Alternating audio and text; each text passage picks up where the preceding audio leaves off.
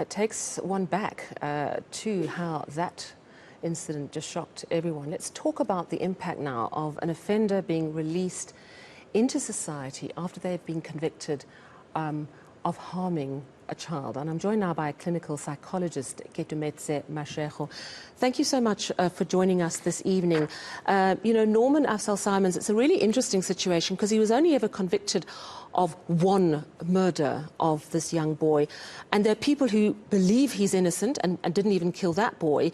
And there are others who believe firmly that he was, in fact, the station strangler committed of killing over 20 young boys. Now he's out on parole. Talk to me about how a community, now he's going to Paro, but how does a community get prepared, if at all, for the release of an ex-con into their community? Good evening, and thank you for having me. It's very traumatic for someone who was in a certain manner and then to have them change and be convicted of a crime. I mean, that in itself, as you heard from, I think, just the video you've just played, that it's so traumatic to see someone do this 360. And it's almost like the people who knew him before will be in a lot of denial, but there will be a lot of anxiety and a lot of, people not knowing how to behave around him.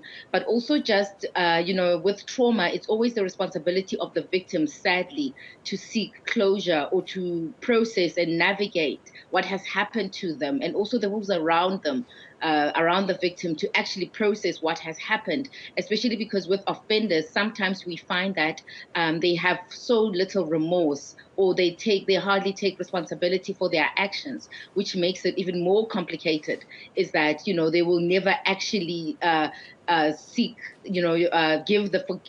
the forgiveness from the people they have convicted or the people around them. So they will never actually take responsibility for their actions, which also just makes it very more complex for the victim and those around them. Yeah, I mean, to be forgiven, which I think is a basic tenet of our justice system. It's the whole principle of you do your time, you own up to what you've done, and you seek forgiveness and reconciliation with the community you harmed. I know that they have victor-offender, meetings with communities to try and reintegrate that person. Do you know if any of that's happened here? And how successful has that process been generally?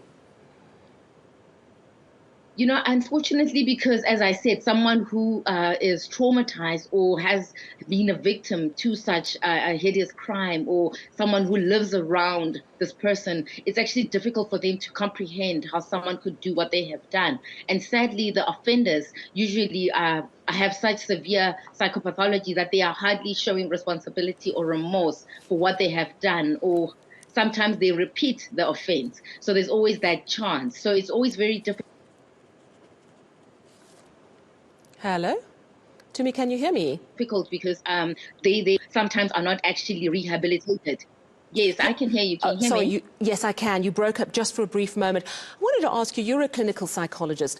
We all want to believe in the goodness, the inherent goodness of people. But in your experience, are some people just impossible to rehabilitate? Some people say, well, paedophiles can never stop being paedophiles. In your experience, is that true? Sadly, that is so, especially people with, deep-rooted psychopathology. Their prognosis is very poor. They hardly are rehabilitated, and they become repeat offenders for their crimes or whatever it is that they have done. So sadly, some people just cannot be rehabilitated, or they just do not become better people or become, reintegrated into society, because they just have no ability to be rehabilitated. So their prognosis is so severe. But, with the law, we also need to allow the legal course to take place. And sometimes they are released on parole. But the sad part is they're not always rehabilitated.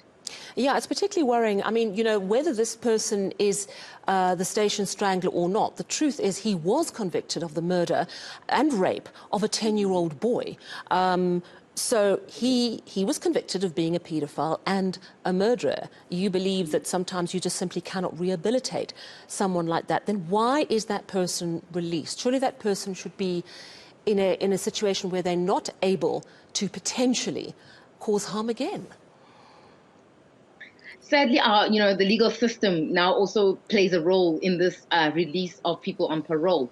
And sadly, also in South Africa, we don't have places where we keep offenders, for example, where they can live, to be further rehabilitated post-release. So they're basically just released back where they committed the crime sometimes, or back to the community. So I think the legal system often fails the people that it's supposed to protect, which is very sad. And often the offenders actually know the legal system themselves. So they know that after I've served crime, after I've served the time that the crime is finished, then I can move on with my life. But it's obviously not the case for the victims who have to actually live around the actual offender.